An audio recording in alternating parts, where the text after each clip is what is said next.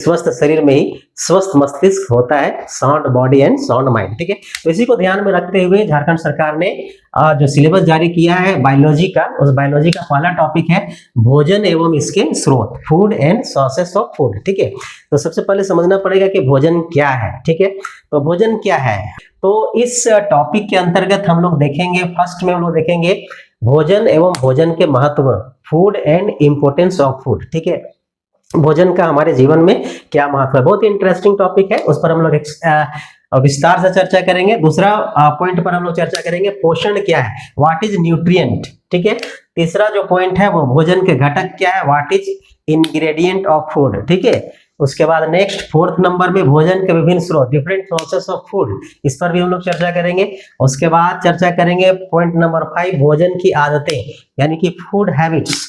और 6 नंबर में हम लोग चर्चा करेंगे भोजन की आदतों के आधार पर पशुओं का वर्गीकरण, classification of animals on the basis of food habit. Okay, next है और बहुत ही इंपॉर्टेंट है 7 number food pyramid for healthy life. ठीक है, तो आइए देखते हैं भोजन क्या है। ठीक है, तो भोजन जिस प्रकार से आदमी को जीने के लिए या कोई भी जीव जंतु हो, पेड़ पौधे हो, सभी को इस धरती पर जीवित रहने के लिए हवा पानी के साथ साथ भोजन की भी आवश्यकता पड़ती है।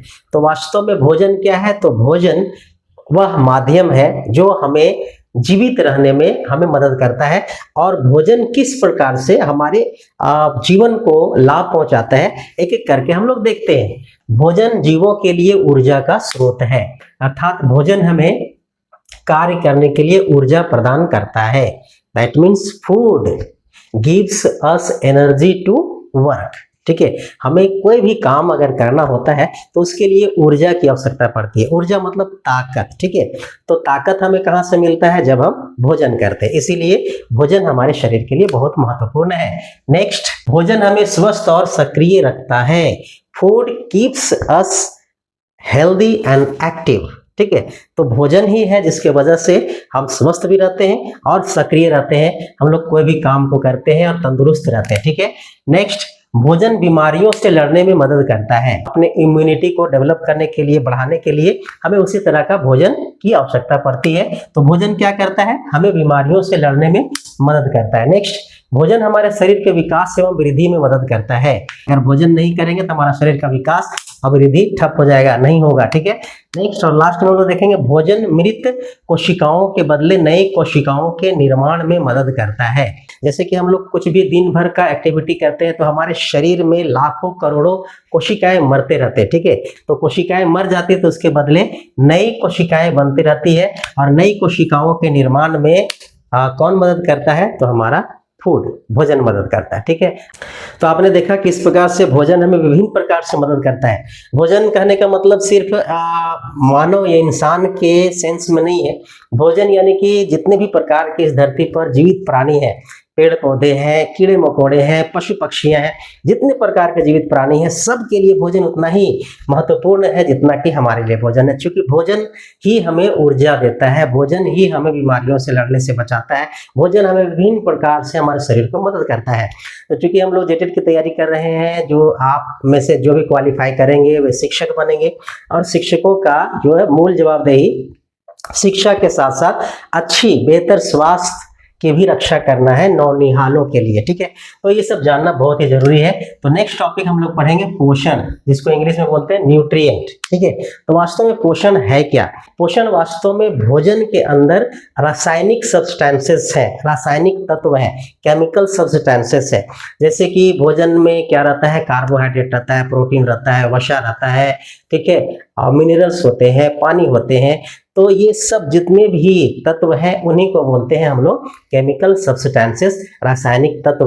और इन्हीं रासायनिक तत्वों के उपलब्धता के कारण भोजन हमें विभिन्न प्रकार से मदद करता है। ठीक है, तो यहाँ पर मैंने बोर्ड में लिखा है भोजन में रहता क्या है, तो भोजन में विभिन्न प्रकार के पोषण रहता है। और पोषण क्या है, तो पोषण भोजन में व्याप्त रासायनिक तत्व है, केमिकल सब्सटेंसेस होते हैं जिसके कारण यह हमें विभिन्न प्रकार से मदद करता है। ठीक है, कार्बोहाइड्रेट क्या है, प्रोटीन क्या है, वसा क्या है, ठीक है, फैट क्या है, मिनरल्स क्या है, फाइबर्स क्या है। तो इस पर हम लोग एक अलग क्लास हम लोग आपको रिकॉर्ड करके देंगे जिसमें पूरा डिटेल रहेगा कि कार्बोहाइड्रेट मिलता कहाँ से है, उसके जो सबसे सस्ता स्रोत क्या है, मतलब जितने भी ये हमारे पोषण है तो पोषण का सबसे सस्ता और सुलभ जो है वो कौन सा भोजन से हम लोग प्राप्त कर सकते हैं।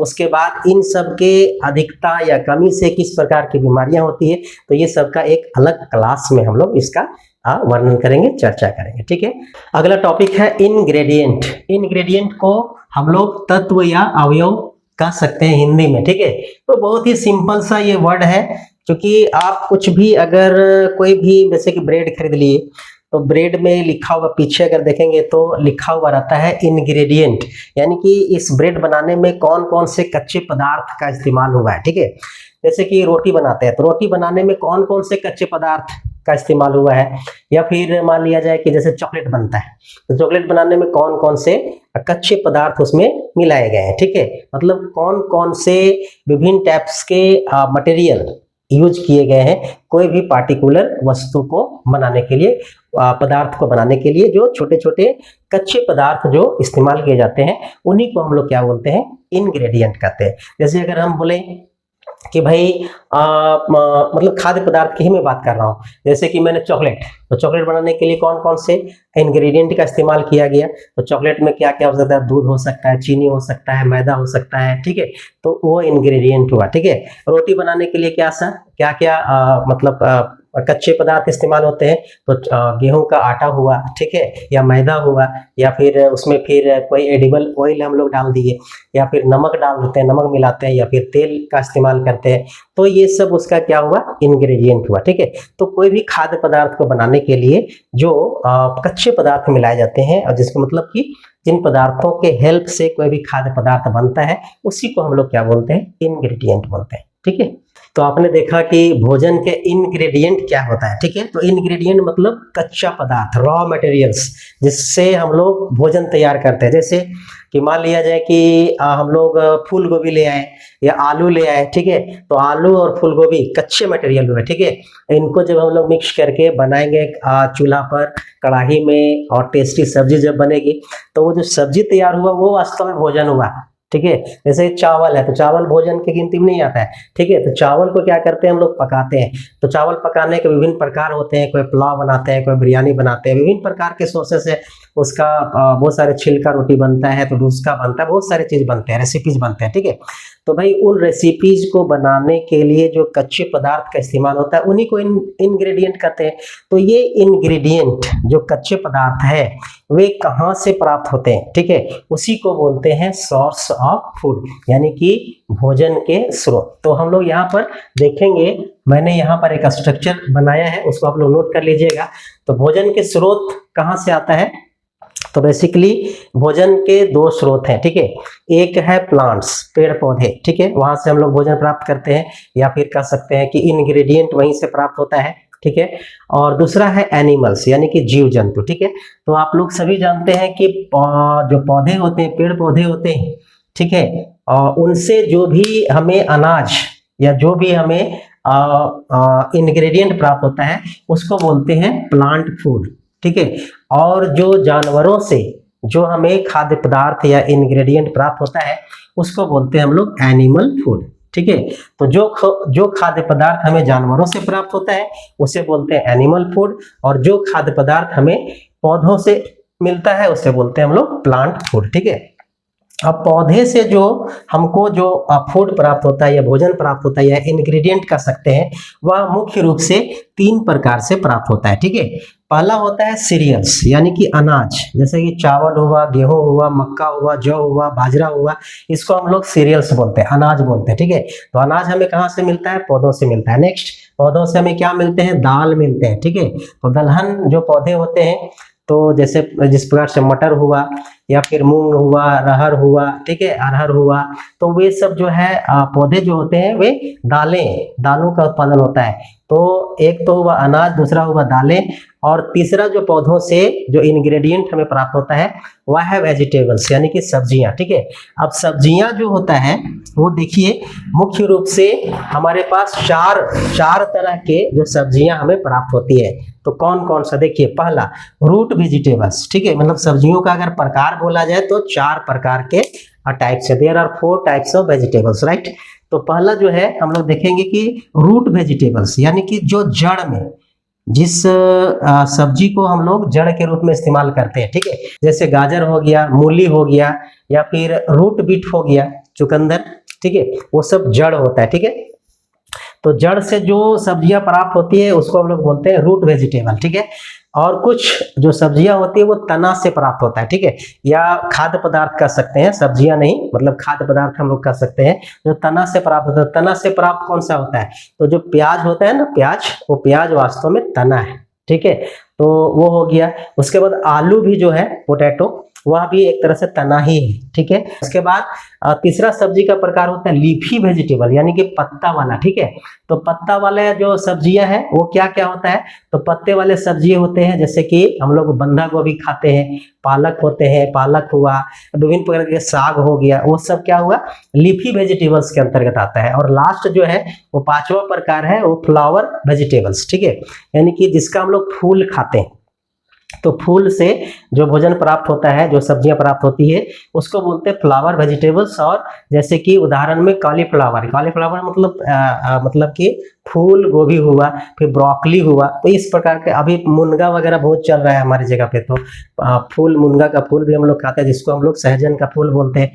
तो वो सब के सब कैसे सब्जी के अंतर्गत आते हैं, तो फ्लावर वेजिटेबल के रूप में आते हैं। तो इस प्रकार से 4 प्रकार के सब्जियां हम सब्जियों को प्राप्त करते हैं। कहाँ से, प्लांट से। ठीक है, अब एनिमल्स से क्या होता है, एनिमल्स जो है ये भी हमारे सोर्सेस ऑफ फूड है। ठीक है, सोर्स ऑफ फूड है यानी भोजन का स्रोत है। तो एनिमल्स से हमें क्या क्या मिलता है, तो सिंपल जानिए, दूध जो हम लोग पीते हैं वो गाय से मिलता है, तो वो एनिमल फूड हो गया। उसके बाद अंडा मुर्गियों से मिलता है, एनिमल फूड हो गया। मांस, तो इन सब चीजें जो है, जो खाद्य पदार्थ एनिमल से यानी जीव जंतुओं से भी मिलता है, वो एनिमल फूड हुआ। और जो प्लांट से मिलता है, पेड़ पौधों से मिलता है, उसको हम लोग बोलते हैं प्लांट फूड। ठीक है, तो अभी हमने देखा कि इंसान यानी कि मनुष्य किस प्रकार से अपना भोजन पेड़ पौधों और जंतुओं से प्राप्त करता है। ठीक है, तो जानवर लोग के विषय में भी आप लोग जानते हैं कि जो जानवर होते हैं वे अपना जो आहार है, अपना जो भोजन है, वह भी कहीं ना कहीं पेड़ पौधे या फिर जानवरों से ही प्राप्त करते हैं। ठीक है, यानी कि 2 तरह का आगे हम लोग चर्चा करेंगे कि 3 प्रकार के जीव, classification of animals on the basis of food habit.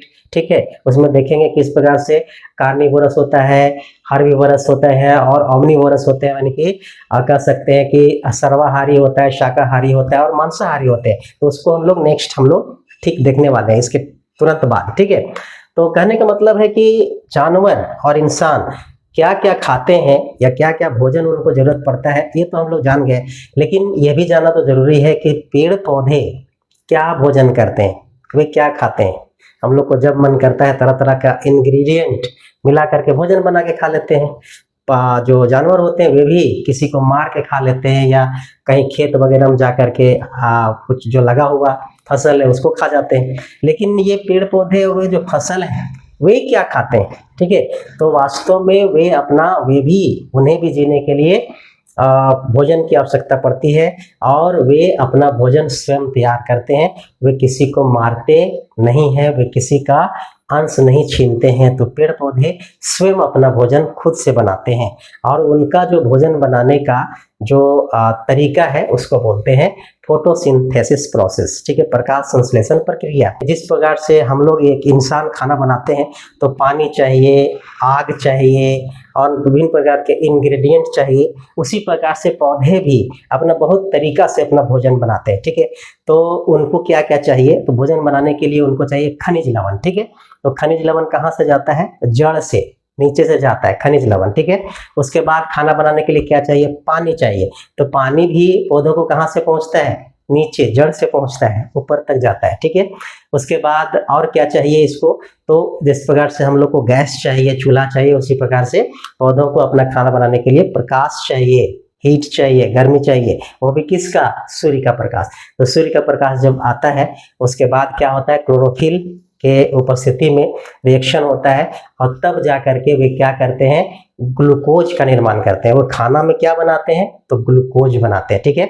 और वह ग्लूकोज जितने उनको आवश्यकता है अपना ले लेते हैं, बाकी बात उनका बनाया हुआ जो भोजन है वह और पेड़ पौधों के विभिन्न भागों में संचित हो जाता है। पत्तियों में हो जाता है, तो फल में हो जाता है, तो तना में हो जाता है, जिसको इंसान वहीं से जो खाते हैं, जैसे फल खाए या फिर उसका फूल खाए या पत्तियां खाए या तना खाए या जड़ खाए, तो सब में उनका जो भोजन, जो बना हुआ भोजन है, जो जरूरत से ज़्यादा है उनको स्टोर करके रखते हैं, उनको हम लोग खा करके और फिर हम लोग उनसे क्या प्राप्त करते हैं, ऊर्जा प्राप्त करते हैं। तो कितना इंटरेस्टिंग है प्रकाश संश्लेषण और कितने अच्छे होते हैं पेड़ पौधे। अगर धरती पर कहा जाए, अगर साक्षात अगर ईश्वर है तो वे पेड़ पौधे ही है, जो निस्वार्थ भाव से किसी को कोई कष्ट नहीं पहुंचाते हैं, कोई हानि नहीं पहुंचाते हैं, और बल्कि वे हमेशा अपना जब भोजन बनाते हैं तो उन्हें कार्बन डाइऑक्साइड गैस की आवश्यकता पड़ती है, जो कि हमारे लिए हानिकारक होता है, पर्यावरण के लिए हानिकारक होता है। उन कार्बन डाइऑक्साइड को अपने में अवशोषित करते हैं और जो हमें जो चाहिए, हमें जो जीवन दायी जो गैस ऑक्सीजन चाहिए, वो ऑक्सीजन वो हमें क्या करते हैं, विमुक्त करके हमारे लिए उपलब्ध कराते हैं। तो सच पूछा जाए, जिस ऑक्सीजन के लिए 1 मिनट के लिए भी हम लोग 1 सेकेंड के लिए भी नहीं जी सकते हैं, तो वह ऑक्सीजन हमें कौन देते हैं, पेड़ पौधे देते हैं। और ये पेड़ पौधे ही समझ लीजिए हमारे सही में वास्तविक रूप से जीवनदायिनी है, और यही हमारे लिए ईश्वर है। तो प्रकृति ही हमारा क्या है, भगवान है, देवता है। इसलिए पेड़ पौधों का कद्र करें, पेड़ पौधों को सुरक्षित रखें, और पेड़ पौधों जरूर जिंदगी में हम लोग पेड़ पौधों की संरक्षण करें, उन्हें बचाएं, और ताकि हम अपनी जिंदगी को बढ़िया से जी सके। और इस संसार की जो अस्तित्व है वो वास्तव में पेड़ पौधों पर ही निर्भर करता है। तो आइए आज के वीडियो का समापन करते हैं एक खूबसूरत से टॉपिक के साथ, और वह टॉपिक है फ्रूट्स एंड वेजिटेबल्स, फल और सब्जियां। जनरली अगर परिभाषा देने की बात आ जाए कि क्या है, सब्जी का परिभाषा दीजिए और फल का परिभाषा दीजिए, तो बहुत सारे कंफ्यूजन हो जाते हैं। तो कंफ्यूज होने की आवश्यकता नहीं है, मैंने यहाँ पर लिख दिया है fruits, what is fruits. Okay, तो फ्रूट्स क्या है, तो fruits comes from flowering parts of a plant, ठीक है। किसी भी पौधे के जो फूल से प्राप्त होता है ना, उसी को फल बोलते हैं। और दैट कंटेन्स सीड्स, ठीक है, यानी कि जो फल होते हैं ना उनके अंदर दाना होता है, ठीक है, क्लियर। और जो सब्जियां क्या होता है, तो सब्जियां होते हैं edible parts of a plant, ठीक है, जो किसी भी पौधे का जो भी भाग हम लोग खाते हैं, खाने योग्य जो भाग होता है, जैसे आप साग खा रहे हैं तो पत्ता खाएंगे, ठीक है। स्टेम हो गया, तना जैसे कि गाजर हो गया, या फिर मूली हो गया, या फिर सलजम हो गया, ठीक है, तो सब तना है, तो सब सब्जी के अंतर्गत आते हैं। उनमें दाने नहीं होते हैं, सब्जियों में दाने नहीं होते हैं, ठीक है। उसके बाद क्या हुआ, कुछ अपवाद जैसे टमाटर हो गया, खीरा हो गया, इस सब में दाने होते हैं, ठीक है। तो बात समझ में आ गया कि फ्रूट्स क्या है, तो फ्रूट्स हमारा फ्लावरिंग पार्ट्स है, तो फ्लावर से रेडी होता है, ठीक है। और हमारा जो सब्जियां क्या है, तो प्लांट्स के जो एडिबल पार्ट्स होते हैं वहां से जो प्राप्त होने वाले जो पदार्थ है, खाद्य पदार्थ है, वे हमारे सब्जियों के अंतर्गत आता है। अब विभिन्न प्रकार की सब्जियां होंगे, आपके दिमाग में कंफ्यूजन होगा, जैसे बैंगन वगैरह में तो दाना है ही, तो फल क्यों नहीं है, तो भाई बहुत सारे अपवाद हैं, लेकिन जनरली जो बताया गया कि जो वास्तविक रूप से सब्जी क्या है और वास्तविक रूप से फल क्या है, बाकी बात बहुत सारे अपवाद भी होते हैं, ठीक है। तो आज के लिए बस इतना ही, बने रहिए हमारे साथ। आज का जो शेष टॉपिक रह गया उसको मैं नेक्स्ट क्लास में एक्सप्लेन करूंगा, तो कहीं मत जाइएगा, हमारे चैनल को सब्सक्राइब करके रखिए। सब्सक्राइब करने में कोई पैसा नहीं जाता है, बल्कि आपके सब्सक्रिप्शन से हमारा हौसला बढ़ता है। और यकीन मानिए कि मैं हमेशा समय निकाल करके आप सभी के बीच उपलब्ध होता रहूँगा, और हमेशा रहूँगा, मतलब हमेशा रहूँगा, ठीक है। यह मेरा पैशन है, शौक है, मैं समय निकाल करके आपके बीच अवश्य आऊँगा। लेकिन आप सभी से भी निवेदन है कि कृपया हमारे चैनल को जरूर सब्सक्राइब कर लें, और अगर किसी प्रकार के सुझाव हो तो कृपया कमेंट बॉक्स में हमें सुझाव दें, ताकि हम उस पर सुधार कर सकें, ठीक है। तो मिलते हैं नेक्स्ट वीडियो में, तब तक के लिए आप बहुत अपना ख्याल रखें, और जय हिंद, नमस्कार, जोहार।